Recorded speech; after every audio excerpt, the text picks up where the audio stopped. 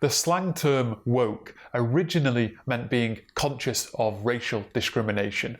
It was argued that if you remained or stayed passionate to the point of anger, you would remain awake or stay woke to the injustice and oppression of a people. Today, the word woke has morphed into a whole different beast. For the liberal left, it appears the word is now associated with social justice, the equality movement, the human rights movement, veganism, which is one step from vegetarianism, LGBT rights, and a rising tide of other issues. For others, such as conservative types, they see the woke culture as being more oppressive than they do liberating. Political commentator Ben Shapiro, speaking of the Democratic Party, says, "Every day is a test of one's submission to the woke police." I also read on another conservative website, it's a slang term working as a cultural clue. It signals that cultural progressivism is a secular spirituality in want of coherent theology. In the catechism of this Eratz religion, woke is a kind of creed. It epitomizes the decay of deep engagement with cultural and moral issues into a cheap buzzword which mutes debate and confounds discourse. The reason I speak of this slang word is it's not easy to put your finger on a rapidly changing culture. Progressive, yes. Liberal, yes. Left-wing, yes. But the word woke somehow encapsulates much of today's culture, especially within the cities of the Western world. I think people on all sides would agree that Manchester is woke. For me personally, I think the word is ironic. While those who profess to be woke believe to be wide awake to the important issues of the day, I see it as a culture under which people are fast asleep to the important issues of the day. They are blind to their creator, blind to sin, blind to the fact that every knee will bow and every tongue confess that Jesus Christ is Lord, who will soon return to judge the world and yet is mighty to save. For me, woke is blind. So let's touch on some of Manchester's wokeness. Reverend William Cowherd was an ex-Church of England curate who set up a chapel here on King Street in Salford, though this was no ordinary chapel. By 1809, if you wished to join Christ Church, members had to sign a pledge committing them to a vegetarian diet and abstinence from alcohol. Surprisingly, many became Cowherdites, as they called them, holding to a Pagelian approach. They didn't believe in original sin and placed no emphasis of any kind on conversion. According to Cowherd, man was saved by the value of his works, not by faith alone. Cowherd was popular among the working class and his following continued to grow, becoming the Bible Christian Church denomination, as it was ironically called. His preaching kick-started vegetarianism in the UK, and William Cowherd was the driving philosophy to establish the world's first vegetarian society in 1847. Under the leadership of Reverend William Metcalfe, 20 adults and 19 children of the congregation set sail for the United States. He preached the church's message and formed Philadelphia Bible Christian Church. This would become the nucleus of the American vegetarian movement. We saw that 80,000 people gathered in central Manchester demanding electoral reform when only a tenth of males could vote. What followed was the Peterloo Massacre. Of course, back in 1819, women couldn't vote. It was a case of the man as the head of the house representing each family who would vote. 39 years later, along came Emmeline Pankhurst, who would go on to start a political movement to change that.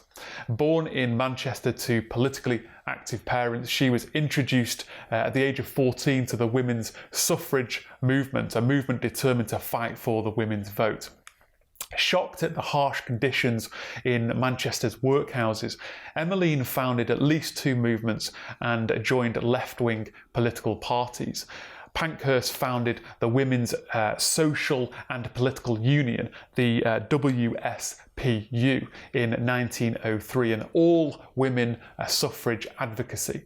Their strapline was "Deeds not words. Deeds, not words. But this movement's deeds became known for not peaceful protests, but physical confrontations. Its members smashed windows, they assaulted police officers, they committed arson attacks. Many of the members, along with Pankhurst's daughters, received repeated prison sentences. In prison, they would go on hunger strikes to secure better conditions, but then they were often force-fed. Pankhurst's eldest daughter, Christabel, she took leadership of the WSPU, and from then on it became even more militant. Moderate suffragette organisations spoke out against them, saying that the violent tactics were actually having the opposite effect in securing the vote for women. Some activists would leave the WSPU, including Pankhurst's youngest daughters, Adele and Sylvia, and Pankhurst was so furious that she made Adele emigrate to Australia, and their relationship would never be mended. When it came to World War I, however, Emmeline Pankhurst towed the line. She encouraged the women to help in war production and the men to go to the front line. Funny how when God shakes the world we get in order quickly.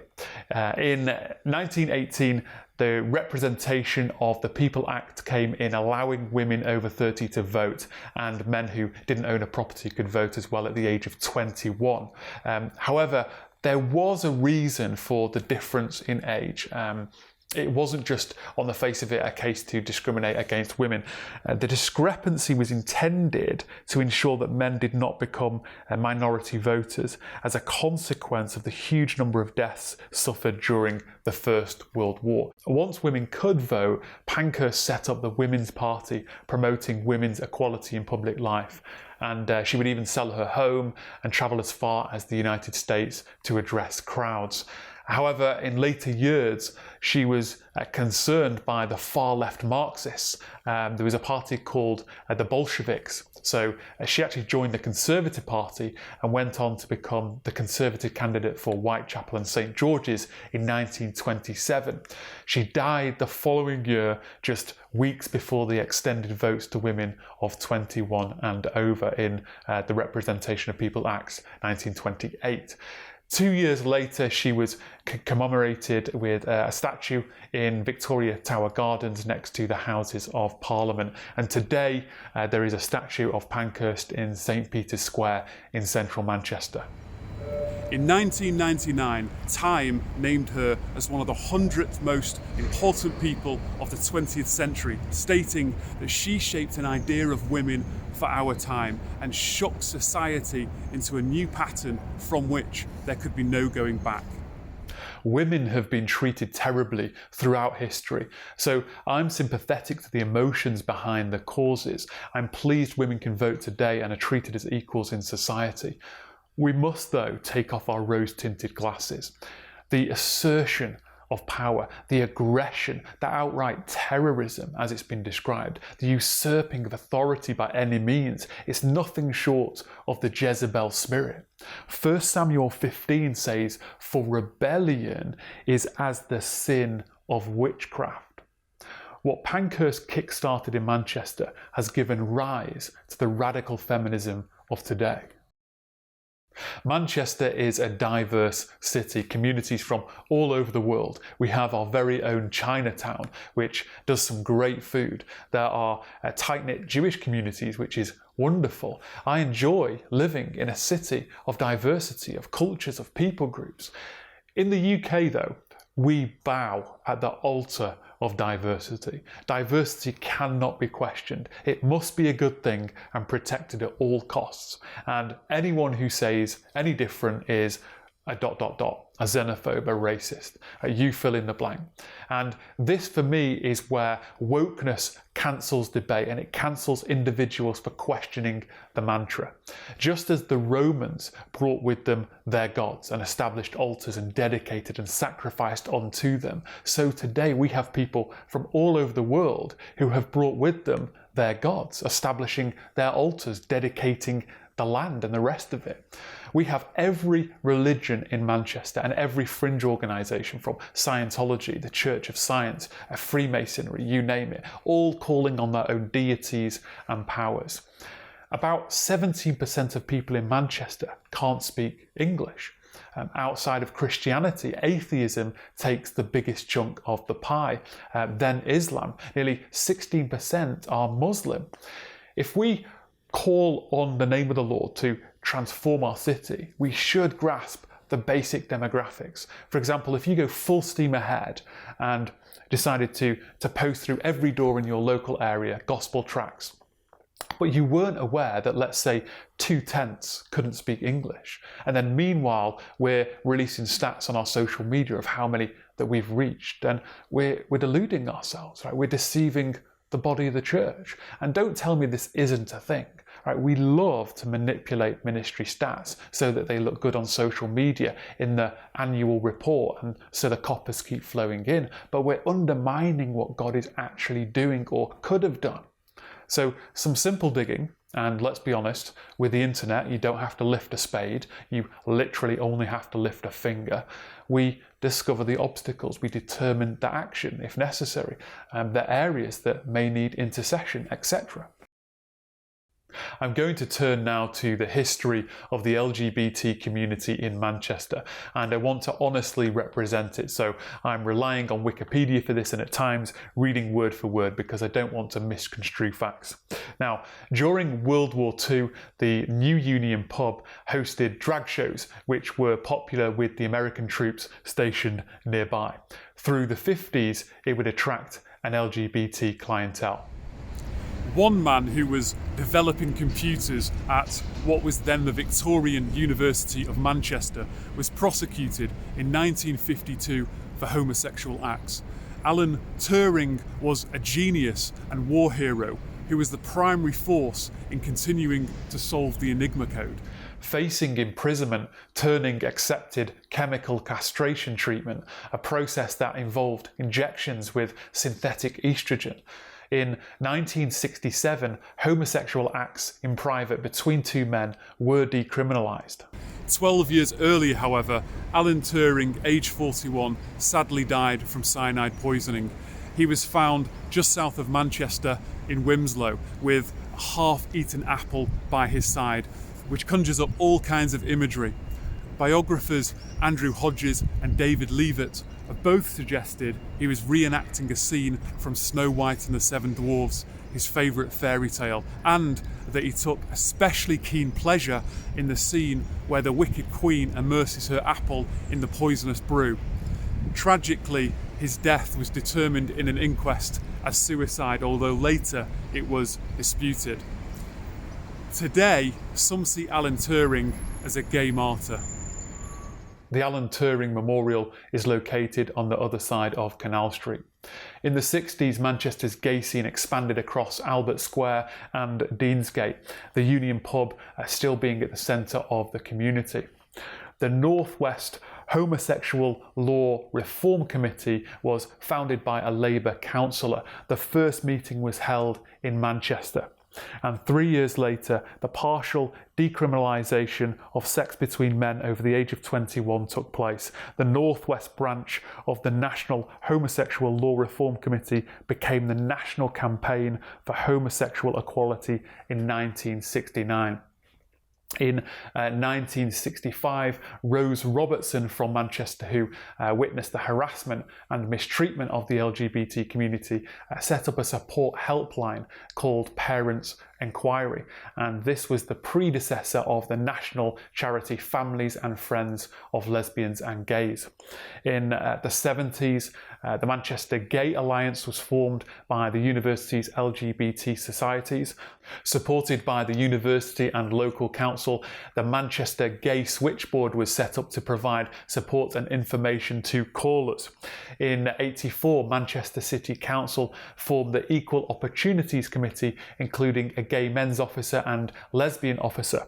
In 1985, Manchester Pride was born following a grant from Manchester City Council to put on a 2-week celebration complete with a huge banner adorning Oxford Street. The following year, the council approved funding of £118,000 to establish Europe's first purpose-built gay centre. In 87, Greater Manchester Police launched what became the UK-wide Operation Spanner, an investigation into same-sex male sadomasochism. In the same year, a national poll revealed that 3 in 4 people declared homosexual activity to be wrong. So off the back of popular opinion and in the wake of the AIDS crisis, in the May the following year, Margaret Thatcher's administration brought in Section 28 of the Local Government Act in 1988. It stated that the local authority shall not intentionally promote homosexuality or publish material with the intention of promoting homosexuality or promote the teaching in any maintained school or the acceptability of homosexuality as a pretended family relationship. Manchester Council, run by Labour, was in direct opposition to the national government. And as the Manchester Evening News puts it, Manchester was the logical stage for the backlash. And in an upper room of the town hall, a plan was hatched by the council and the Campaign for Gay and Lesbian Rights. Nearly 32 years ago, over 20,000 people marched through the city, culminating in Albert Square outside the town hall.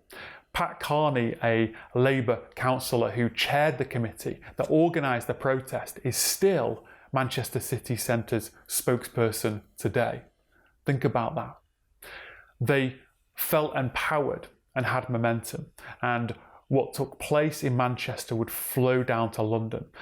Paul Martin, the chief executive of Manchester's LGBT Foundation, said there was a power that was unleashed. In 2003, David Cameron revoked Section 28, issuing an apology. A decade later, Cameron legalised gay marriage. Other LGBT organisations, marches and festivals took place in Manchester. In the 90s, the Gay Village developed rapidly and would become the backdrop to the Channel 4 series Queer as Folk. From Manchester came a gay rugby club, and they hosted an international gay rugby tournament, a gay football club, an LGBT focused radio station called Gaydio. In 2016, Carl Austin Bayhen becomes Manchester's first openly gay Lord Mayor. Today, the LGBT agenda is firmly pushed into schools, partly facilitated by Justin Welby. For example, one book taught to primary school kids says, "It is a fun exploration of gender, gender expression, gender roles, and an explanation of different gender identities." Because it is taught in relationship classes and not sex education classes, it's illegal to remove your child from class. This will feed into the fabric of the next generations. So if you're wondering why kids are learning this stuff in schools, look no further than the Labour councillors of Manchester and the protest that took place here 32 years ago.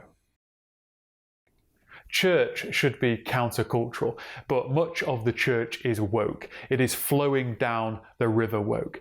But if I'd ask, they'd probably say, no, we're countercultural. Why? Because you believe Jesus rose from the dead and they don't. Does it stop there? It grieves my spirit when I look at the landscape of the church in the UK, Manchester included. Churches think they're loving the LGBT community by affirming anything they say, or refusing to engage in discussion or flirting with the topic, but never sounding a clear trumpet. That's not loving, that's cruel. If you loved them, you would give them the truth alongside grace. What about protecting our children in the classrooms? Where are the leaders? I hear leaders shouting about how their church will transform cities. Just speak. Just speak. Say something. I hear leaders shouting about climate change. Climate change isn't the issue of the day. Sin is. It's woke. What about the children in the classrooms who are taught to discard what God says about marriage, about creation? Where is the church on abortion? On the truly important topics of the day, silence. I pray God will break my heart for the LGBT people. I want them to know the Lord and participate in his kingdom. But we have to bring truth alongside grace. Otherwise, you're just patting someone on the back as they walk towards the pit. We have a Gandhi statue installed right outside Manchester Cathedral. Why? Because the bishop approved it. What are you thinking? Where is the jealousy? Where is the zeal? It's pure woke apathy. Muslims think we're soft and that we're not serious about prayer, and they're right. Churches are lapping up feminism and it's poisoned the body. We're lapping up yoga as if it isn't demonic. We're lapping up veganism because it's the latest trend. Look, eat what you want or don't want. But why all of a sudden are you flowing with the culture? We're woke. I've previously mentioned the political holds on Manchester. Engels and Marx wrote the Communist Manifesto here, and Labour held their first party meeting here. This communist and socialistic grip is tight on the people here, and the church, and the pseudo-political and pseudo-social gospels have been strapped on the back of our messages, not to mention the fact that we're preaching an incomplete gospel, stopping at the cross and forgetting that Jesus will return one day to establish his kingdom. Paul says, the God of this world has blinded the minds of the unbelievers to keep them from seeing the light of the gospel. And my concern is that half of the church is blind too. If we're going to bring transformation to this city, we need to take a long, hard look at the health of the body of the church. A partially blind, poisoned, dysfunctional church body is not much use in clearing the path for the coming king. Now, as I speak, we are in lockdown because of the coronavirus. Every church in Manchester has been forced to stop by God. Don't just think this is Satan's doing. This is God working his purposes. And if he wants to close every church in the country, he will do, and he has done. Why? He is sieving the church, just gently giving it a rock. Now is a good time to take a long, hard look at ourselves. How are we lining the spiritual fabric of our city?